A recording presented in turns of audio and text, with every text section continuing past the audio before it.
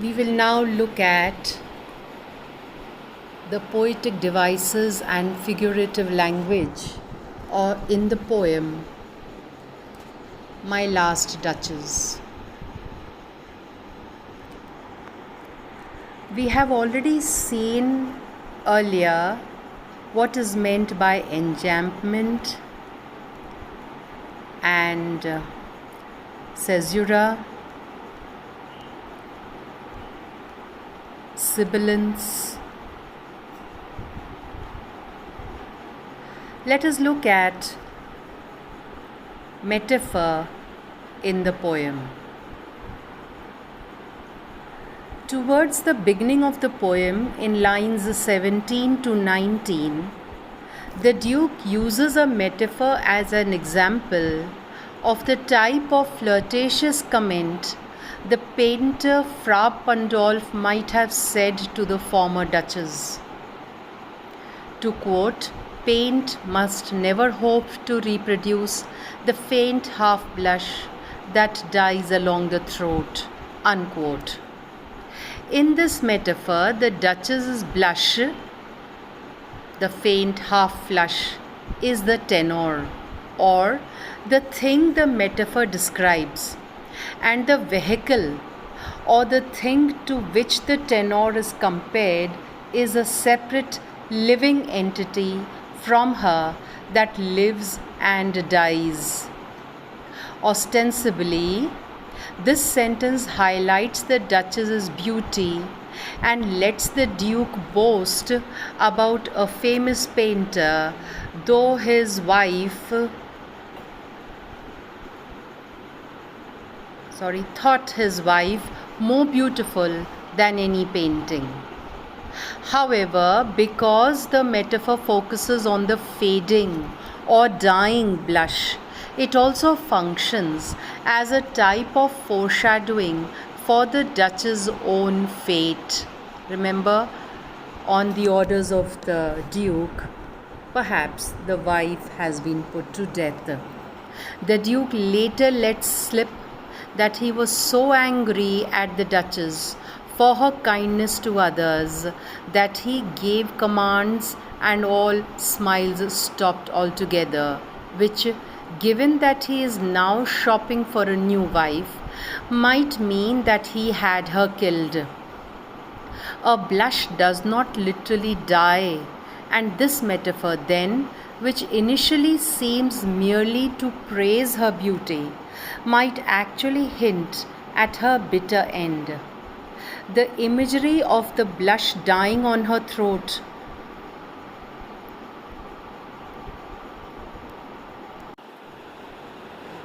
goes so far as to suggest the form of her death. She might have been strangled. The next device is polyptoton. The Duke uses polyptoton in lines 23-24 to imply that his former Duchess was unfaithful.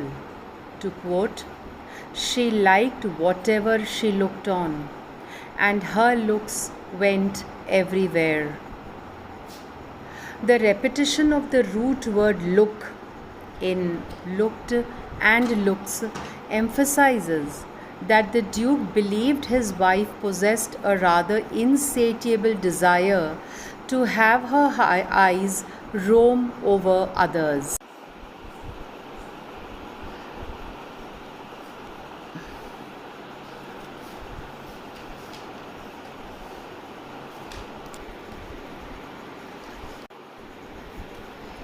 The meaning of look also changes between repetitions. The first look appears to merely suggest that everything she saw made her happy, but the second look sounds like a euphemism, as though she were doing far more than just looking. In the first instance, the Duke is angry that things other than himself made his former wife happy. In the second, her looks going everywhere means that she was looking at too many things or people. In other words, she failed to focus her eyes solely on her husband. The looks here is subtly sexual in nature, a suggestion that she is looking upon other men with sensual desire. But there is no evidence that the Duchess was ever actually unfaithful in any way. Instead, she seems to have been simply a kind and happy soul, generous with her smiles. The Duke, meanwhile, is again revealed to be domineering and controlling, instead that insisting that only he be allowed to make the Duchess happy and that she refused to even look at anyone else. Rather than serve as a critique of the Duchess, this line about looks just emphasizes the ridiculous possessiveness of the Duke. Personification. The Duke personifies the painting of the Duchess throughout the poem.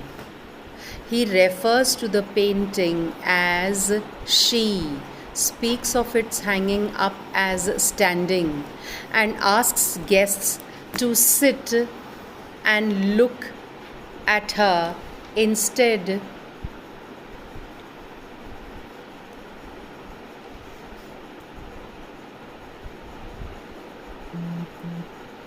of it.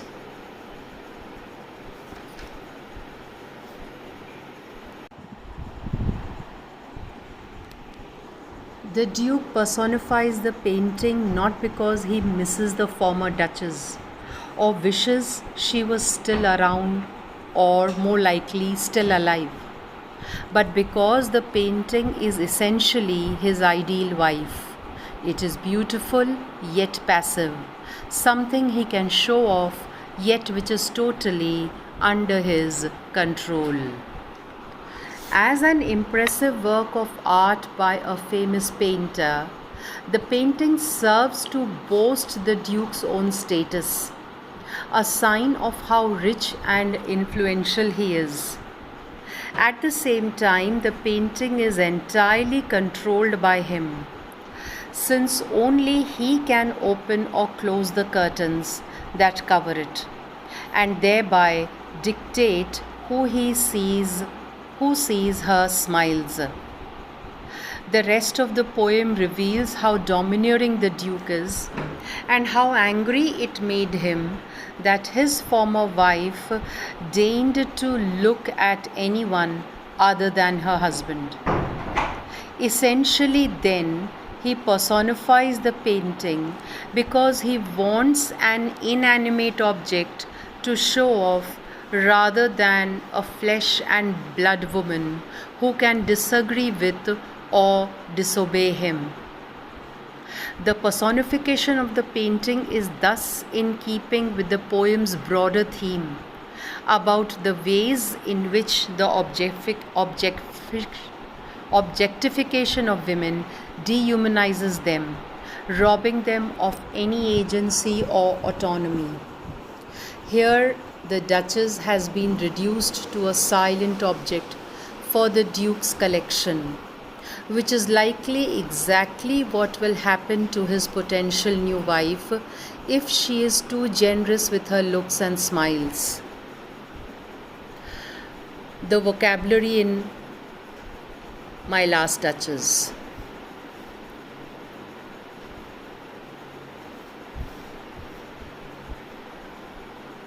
The words are listed here in the order in which they appear in the poem. Fra Pandolf. Fra Pandolf is not a real painter, but rather an invention of the poem. Fra is the title given to a monk or friar, meaning it's pretty unlikely that he and the Duchess were flirting as the Duke implies. Form, meter, rhyme scheme of My Last Duchess. First, a look at the form. Browning's My Last Duchess is a dramatic monologue, a form that was particularly prevalent during the Victorian period, that is 1837 to 1901. This form enabled Browning to explore the inner workings of the mind of a narcissistic, power obsessed tyrant from the past, much as a novelist might.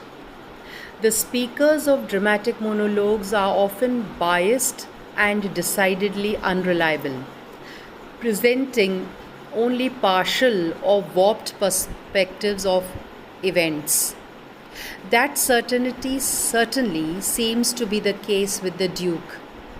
He repeatedly explains that his former wife was unfaithful and deserved punishment.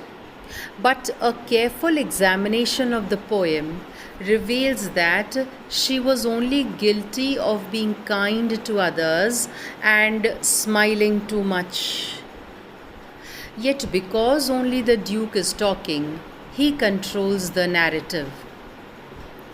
The poem does not have clear breaks or stanzas, and instead consists of one long stream of couplets, 28 in all.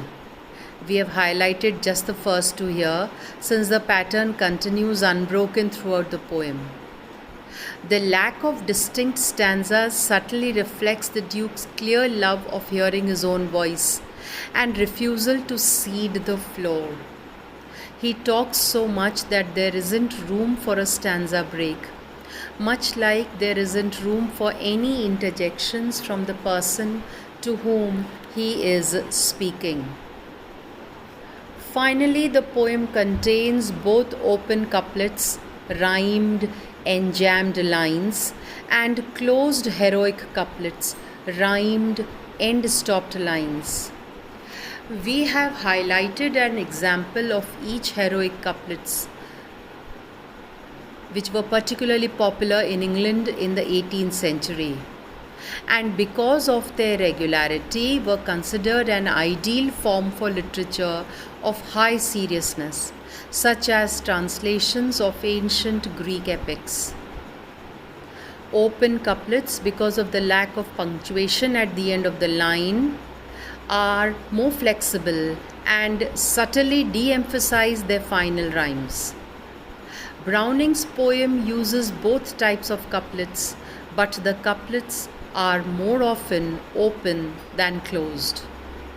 Perhaps Browning is suggesting that the Duke is not as heroic as he imagines himself to be, and that the Duke's cruelty, like the poem's rhymes, are hiding in plain sight and waiting for someone to notice the disturbing pattern. The meter. Browning's My Last Duchess is written in iambic pentameter throughout, although some lines make that easier to detect than others. The poem's final line is one of the simplest to scan, since the entire line is one complete phrase and with proper names to show the stresses. The last line, which Claus of Innsbruck cast in bronze for me.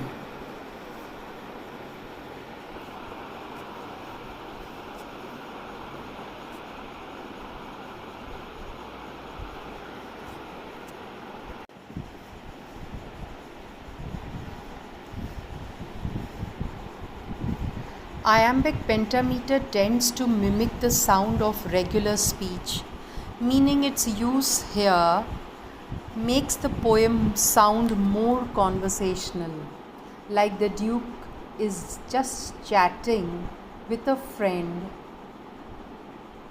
rather than artfully choosing his words. Of course, this is likely the Duke's intent to seem like he is speaking off the cuff, when in reality he is following a strict script that allows him to dominate and manipulate his listeners. The meter too seems conversational, but follows a pretty strict pattern for the most part. The poem does break from its pattern at times, though, as the first two lines demonstrate, that is, my last duchess, painted on the wall, look as if she were alive, I call. The word looking is a trochee, and by putting it at the beginning of the second line of the poem, Browning subtly destabilizes the meter of the opening. At this point, this irregularity makes the poem sound more conversational. These metrical substitutions are like brief interruptions to keep it from becoming too carefully controlled.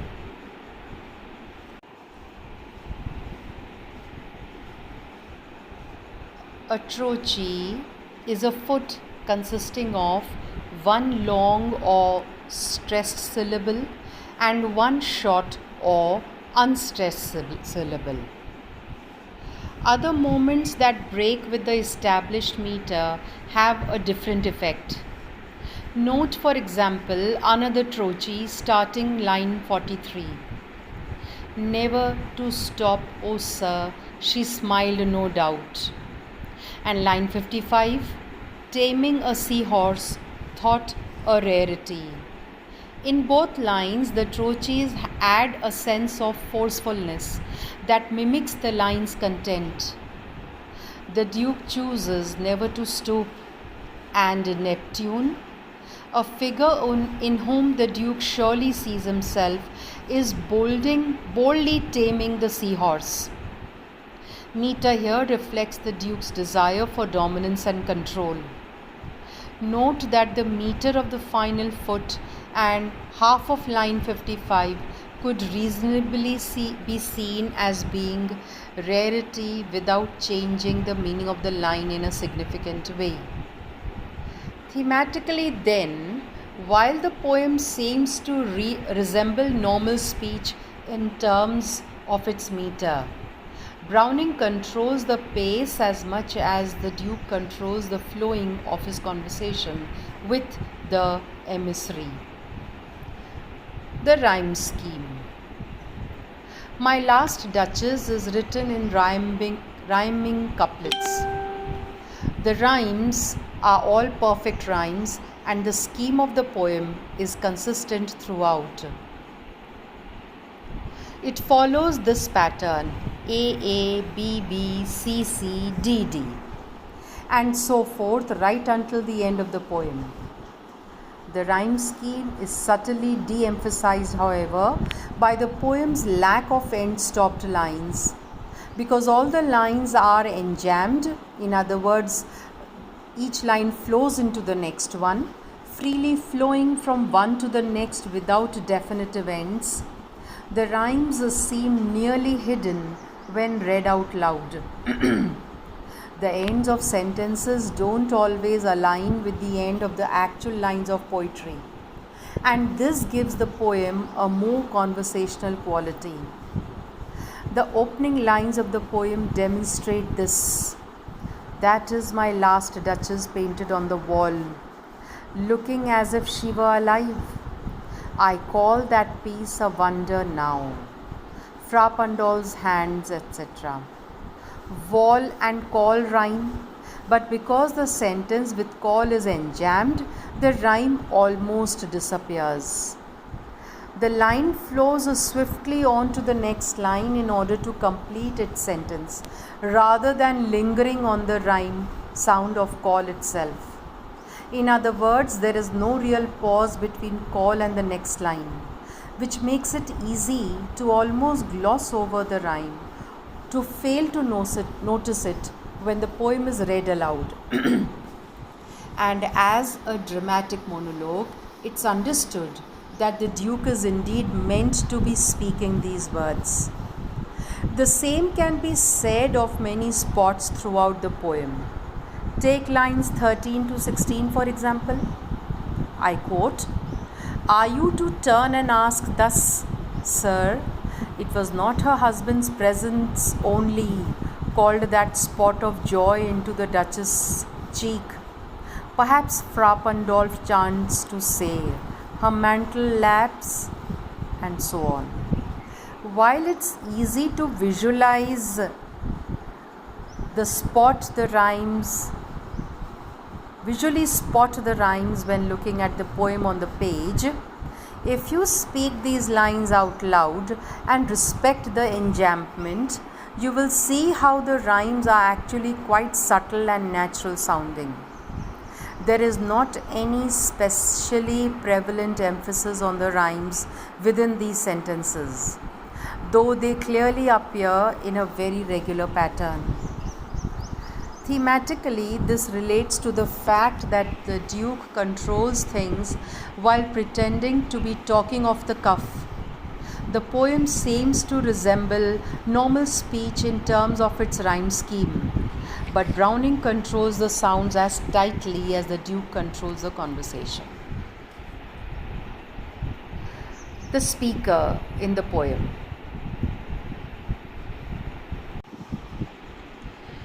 The speaker of this dramatic monologue is the Duke of Ferrara, who is addressing the emissary of a count before dowry negotiations for the count's daughter. Although the speaker claims to merely want to show the emissary of his prospective bride around his estate and to show off the artwork, he actually wants to complain about the unsuitability of his first wife, to brag about his power and wealth, and to manipulate the emissary and the count to giving him a higher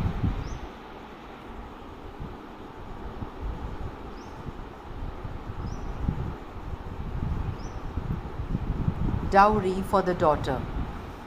Since this is a dramatic monologue, everything is told from the speaker's perspective, and readers never hear the emissary speak nor learn how the Duke's words are received. Throughout the poem, the speaker unintentionally reveals himself to be a tyrant, an expert manipulator, and likely a murderer. My last Duchess, the setting. The setting is the Duke of Ferrara's estate in 16th century Italy.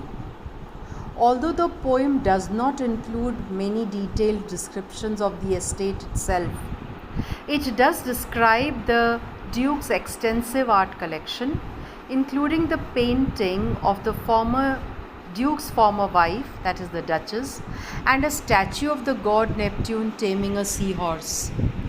Both works of art are produced by famous fictional artists, making them markers of the Duke's wealth. It is safe to assume that this estate is large and impressive, given the Duke's emphasis on his social status and clout. More specifically, the poem takes place in front of a large painting of the Duke's wife, who is presumably now deceased. The painting has not been placed haphazardly in the estate either.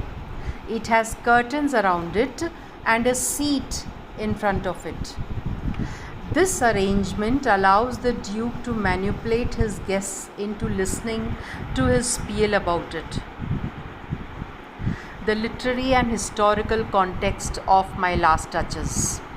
First, the literary context. Robert Browning, along with Alfred Lord Tennyson and Augusta Webster, was one of the great Victorian innovators of the dramatic monologue. Such monologues often reveal deep and troubling insight into their speakers, typically without said speaker even realizing it. This is certainly the case with the Duke of this poem, whose complaints about his wife instead reveal his own deep character flaws. Browning repeatedly turned to the form to explore the psychology of his characters, whether they were psychopaths and murderers, as in Porphyria's lover, or artists, as in Andrea del Sarto, to other very famous works by Robert Browning. My Last Duchess was first published in Dramatic Lyrics 1842, which was the first of Browning's several volumes of dramatic monologues. Like several of his dramatic monologues and longer narrative poems, Browning set My Last Duchess in Renaissance Italy, and although his speaker, the Duke of Ferrara, is not an artist himself, as are the speakers of a toccato of Galuppi's or Sordello, he is a patron of the arts. Although it did not become famous when it was originally published, the poem is now regularly printed in anthologies and upheld as a prime example of the dramatic monologue. It has reappeared in countless contemporary literary works, from Margaret Atwood's story of the same title to Richard Howard's poem Nicolaus Mardrus to his Master Ferdinand, Count of Tyrol, 1565. The historical context of the poem. Browning wrote this poem during the Victorian era, which encompassed the second half of the 19th century during the reign of Queen Victoria in England. The Victorians were fascinated with the Italian Renaissance, including its poetic forms, music, architecture, and culture. The Renaissance, which extended from roughly the 14th to the early 17th century, placed an emphasis on humanism, individualism, the arts and science, all of which particularly appealed to a Victorian society that was making scientific artistic advances of its own. The Renaissance also was a time when some elite and wealthy families served as patrons of artists, supporting their favorites' artistic endeavors. In a way, the poem critiques such patrons as perhaps being more concerned with the social clout conferred by being associated with certain artists than they were with the actual artwork itself. In other words, it suggests that some patrons just wanted to seem cool and influential by supporting artists, but didn't actually appreciate their art. This poem focuses on a real historical patron of the arts, the Duke of Ferrara. Also known as Alfonso el D'Este, the Duke of Ferrara was an actual historical figure who lived in Italy in the late 1500s. Like the speaker, Alfonso II had multiple wives, the first of which died very young and after only a few years of marriage. With this, we end the details about the poem My Last Duchess. Thank you.